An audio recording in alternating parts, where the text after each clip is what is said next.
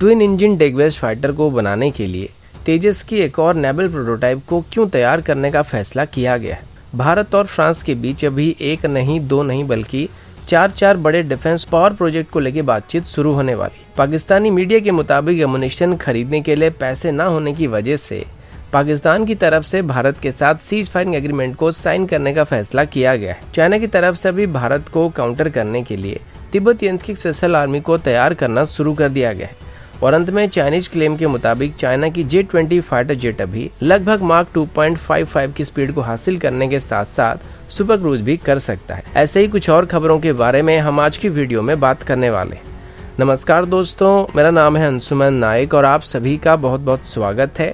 Indian defence news के defence talk series में, जहां पर हम रोज नए डिफेंस अपडेट्स के बारे में बात करते हैं। तो चलिए देर न करते हुए आज की वीडियो शुरू करते हैं। आज की पहली अपडेट तेजस की नेवल वेरिएंट को लेके। अगर आपको याद होगा तो कल हमने ट्विन इंजन डेगवेस्ट फाइटर के बारे में बात किया था और अभी इसकी विंड टनल मॉडल को भी टेस्ट किया जा रहा है। इसी बीच तेजस की एक नेवल प्रोटोटाइप को भी तैयार किया जा रहा है जिसका नाम NP5 होने वाला है और इसको इसी महीने की एंड में या अगले महीने की शुरुआत में ही टेस्ट किया जाने वाला है। अभी हमारे पास दो ही तेजस की नेवल वेरिएंट की प्रोटोटाइप मौजूद है जिसको अभी शोर बेस्ड टेस्ट फैसिलिटी से या INS विक्रमादित्य से टेस्टिंग करने के लिए इस्तेमाल किया जाता है और अभी NP5 को भी आगे चल के शोर बेस्ड टेस्ट फैसिलिटी से टेस्ट करना शुरू किया जाएगा, जिसको लैंडिंग करते दौरान इसकी स्ट्रक्चर में कहाँ लोड पड़ रहा है, कहाँ स्ट्रेस पड़ रहा है, इन सबको कैलकुलेट किया जाएगा। इसको बेस करके आगे चल के ट्विन इंजन डेगवेस्ट फाइटर के लिए लैंडिंग गियर्स को बनाने में हमको काफी मदद मिलने वाला है। इसकी ऑफ नॉमिनल ट्रायल के दौरान इसे अलग अलग वेदर कंडीशन में भी टेस्ट किया जाएगा ताकि खराब वेदर कंडीशन में लैंडिंग करते दौरान जो एवरेज स्ट्रेस पॉइंट होते हैं वो कितना ऊपर नीचे जा सकते हैं उसका अंदाजा लगाया जा सकेगा। मतलब अगर हम कोई स्मूथ लैंडिंग करते हैं तो जितना स्ट्रेस पड़ता है, उसके बाद अगर हमें कहीं इमरजेंसी लैंडिंग करना पड़ा या स्ट्रेसफुल सिचुएशन में लैंडिंग करना पड़ा तो उस दौरान कितना स्ट्रेस पड़ रहा है उसका भी हिसाब लगाया जा सकेगा और उसी हिसाब से इनको डिजाइन किया जाएगा। मैंने आपको कल ही बताया था कि नेवल एयरक्राफ्ट की लैंडिंग गियर्स को एक नॉर्मल एयरफोर्स वेरिएंट के एयरक्राफ्ट के मुकाबले काफी ज्यादा स्ट्रॉन्ग बनाया जाता है। पिछले साल तेजस की दो नेवल प्रोटोटाइप यानी कि NP1 और NP2 से INS विक्रमादित्य पर लगातार 14 बार टेक ऑफ लैंडिंग ऑपरेशन किया गया था और इसमें से मिली डाटा से ट्विन इंजन डेगवेस्ट फाइटर को बनाने में ADA को काफी मदद मिल रही है। ADA का कहना है कि पहले से ही तेजस की NP1 वेरिएंट में जो लैंडिंग गियर्स को ऐड किया गया था वो थोड़े हेवी बन गए थे, जिसको बाद में कई बार डिजाइन किया गया है और इसकी वेट को रिड्यूस किया गया और उसी हिसाब से ट्विन इंजन डेगवेस्ट फाइटर के लिए अब एक ऑप्टिमाइज लैंडिंग गियर सिस्टम को बनाने की कोशिश किया जा रहा है ताकि बाद में हमें इसको दोबारा रीडिजाइन ना करना पड़े या फिर बाद में इसकी वेट को रिड्यूस करने की नौबत ना आए। अभी ADA की तरफ से यह भी कंफर्म किया जा चुका है कि HAL की तरफ से अभी तेजस को US नेवी की तरफ से फ्लोट किए गए कैरियर बेस्ड ट्रेनर एयरक्राफ्ट की टेंडर में ऑफर किया जाने वाला है और इसके लिए तेजस की NP5 प्रोटोटाइप को डेमोन्स्ट्रेशन के लिए इस्तेमाल किया जाएगा। अगला अपडेट भारत और फ्रांस को लेके। आप सभी को पता होगा कि भारत और फ्रांस के बीच अभी रिलेशन काफी अच्छे बन चुके हैं और अभी हमारे PM भी बहुत ही जल्द फ्रांस के गश्त पर जाने वाले हैं। उम्मीद है कि वो 8 मई को पोर्तुगल की विजिट पर जाने वाले हैं, जहां पर वो यूरोपियन यूनियन और इंडिया के बीच होने वाले एक मीटिंग को अटेंड करने वाले हैं और इसके बाद वो 9 मई को फ्रांस के गश्त पर जाने वाले हैं। इस दौरान भारत और फ्रांस के बीच काफी सारे मुद्दों के बारे में डिस्कशन किया जा सकता है और फ्रांस की तरफ से अभी फाइटर जेट्स और सबमरीन से लेके न्यूक्लियर रिएक्टर को भी भारत को ऑफर किया जाने वाला है। वैसे काफी दिनों से महाराष्ट्र में बनने वाली न्यूक्लियर पावर प्लांट के लिए फ्रांस की तरफ से 6 न्यूक्लियर रिएक्टर को सप्लाई करने के लिए भारत के साथ बातचीत किया जा रहा है, जिसको ऑफिशियली भारत को सप्लाई करने के लिए इसी दौरान फ्रांस की तरफ से कोशिश किया जा सकता है। इसके अलावा फ्रांस की तरफ से भी भारत को एडिशनल 36 राफेल को भी सप्लाई करने की कोशिश किया जा रहा है, जिसको वर्तमान के राफेल जेट की डिलीवरी कंप्लीट होने के बाद ही भारत को सप्लाई करना शुरू किया जा सकता है। साथ ही भारत की फ्यूचर सबमरीन की टेंडर में भी फ्रांस की सिलेक्ट होने की चांसेस सबसे ज्यादा है, जिस वजह से इनको भी भारत को सप्लाई करने के लिए PM मोदी और इमैनुअल मैक्रोन के बीच होने वाली मीटिंग के दौरान बातचीत होने वाली।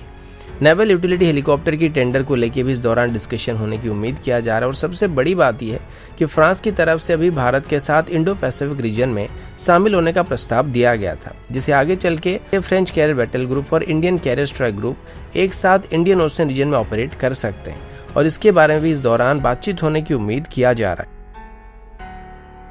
अगला अपडेट भारत और पाकिस्तान को लेके। आप सभी को पता होगा कि LOC में भारत और पाकिस्तान के बीच 2020 में जो इंटेंस फायर एक्सचेंज किया जा रहा था वो तनाव अभी लगभग बंद हो चुका है और हाल ही में ही पाकिस्तान की तरफ से अचानक से भारत के साथ शांति कायम करने का प्रस्ताव दिया गया था, जिसके चलते बॉर्डर में फायरिंग एक्सचेंज को अभी पूरी तरीके से बंद कर दिया गया है। पाकिस्तान के इस बदलाव को देखकर कई तरह के स्टेटमेंट भी सामने आ रहे थे। कुछ का ये कहना था कि यूएई की तरफ से पाकिस्तान और भारत के बीच शांति कायम करने के लिए यहाँ पे मध्यस्थता किया गया था और कुछ का ये भी कहना है कि यहाँ पर चाइना की तरफ से पाकिस्तान को सीज फायरिंग को बंद करने के लिए मजबूर किया गया था, ताकि भारत और चाइना के बीच चल रही तनाव के बीच अगर भारत और पाकिस्तान के बीच माहौल खराब हो जाता है तो दूसरे तरफ से भारत के जो फ्रेंडली नेशन या चाइना के दुश्मन देश हैं वो उल्टा चाइना के ऊपर हमला कर सकते हैं और चाइना को वहां पे एक साथ कई फ्रंट का सामना करना पड़ेगा, जिस वजह से चाइना की तरफ से प्रेशर डालकर पाकिस्तान को बॉर्डर में शांति रखने के लिए कहा गया था। कुछ का यह भी कहना है कि पाकिस्तान अभी एफएटीएफ की ब्लैक लिस्ट में आने की डर से मजबूरी में आके ये सब कर रहा है, क्योंकि अगर वो ये सब नहीं करता है तो आगे चल के उसको ब्लैक लिस्ट में भी ऐड किया जा सकता है, जिससे पाकिस्तान की मरी हुई इकोनॉमी की पूरी तरीके से बैन बच जाएगी। लेकिन अभी पाकिस्तान की मीडिया में एक अजीब सा आर्टिकल मैंने देखा था,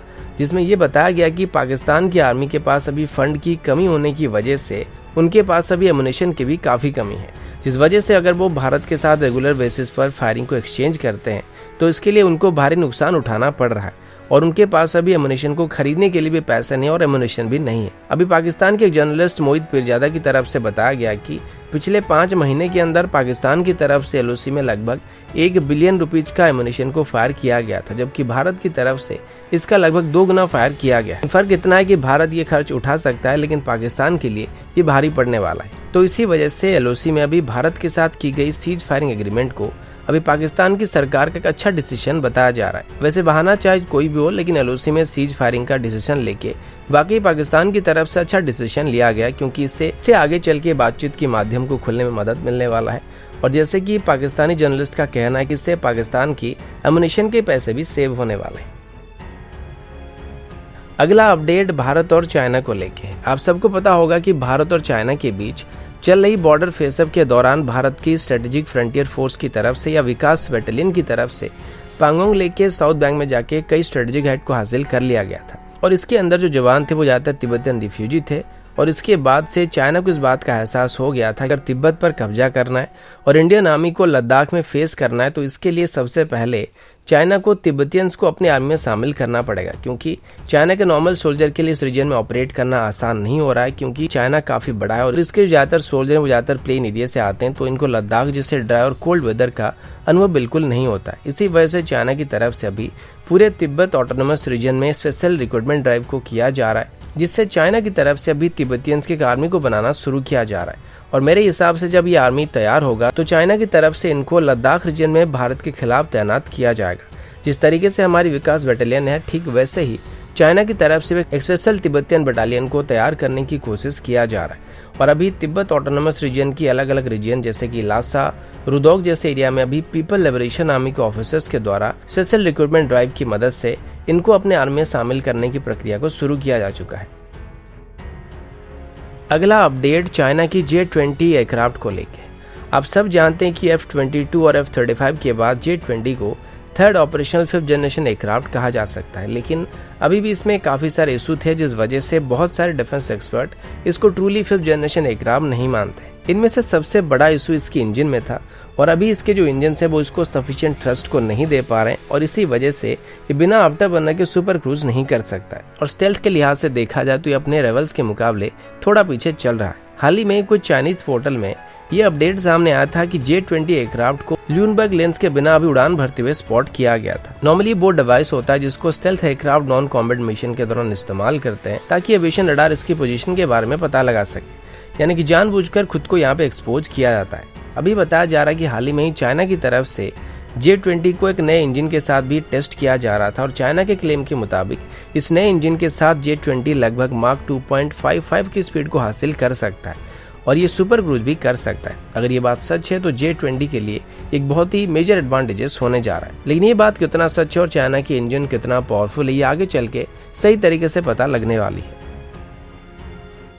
अगला अपडेट इंडियन नेवी की तरफ से। हाल ही में मंगलौर के तट में एक फिशिंग बोट और उसमें मौजूद 14 लोगों की गायब होने की खबर सामने आने के बाद इंडियन नेवी की तरफ से अभी सर्च एंड रेस्क्यू ऑपरेशन को शुरू किया गया है। इसके लिए नेवी की तरफ से अपनी specialised diving support vessel INS Nirikshak को डिप्लॉय किया गया है, जो कि डीप ओशन में डाइव करके गुम हो गए मछुआरों की तलाश कर रहा है। साथ ही सर्च एंड रेस्क्यू ऑपरेशन को और भी तेज करने के लिए नेवी की तरफ से INS सुभद्रा और 2 सपोर्ट वेसल को भी यहाँ पर डिप्लॉय किया गया है। इसके अलावा मैरिटाइम पेट्रोल एयरक्राफ्ट को भी सर्च एंड रेस्क्यू मिशन में डिप्लॉय किया गया है। जैसे ये खबर सामने आया था तो उसके तुरंत बाद ही करवार से INS सुभद्रा के साथ नेवी की तरफ से अपने स्पेशलाइज्ड डाइविंग टीम को भी वहां पे भेजा गया था और अभी 3 मछुआरों की मारे जाने की खबर सामने है। साथ ही 2 मछुआरों को रेस्क्यू किया जा चुका है, लेकिन फिर भी अभी 9 लोगों का पता नहीं चल रहा है और इनकी तलाश अभी जारी है। बोट में मौजूद लोगों का ये कहना था कि उनकी बोट एक सिंगापुर की मर्चेंट शिप के साथ जाकर टकरा गई थी, जिस वजह से इनको डैमेज हुआ था और इसी वजह से इनका बोट डूब गया था। लेकिन चिंता की बात यह कि अभी भी 9 लोग गायब और इनका पता नहीं चल रहा है और बीते हुए समय के साथ उनके बचने की चांस भी धीरे धीरे कम होता हुआ नजर आ रहा है। तो दोस्तों, अभी के लिए इतना ही। मिलता हूँ आपसे अगले वीडियो में, तब तक के लिए जय हिंद, वंदे मातरम।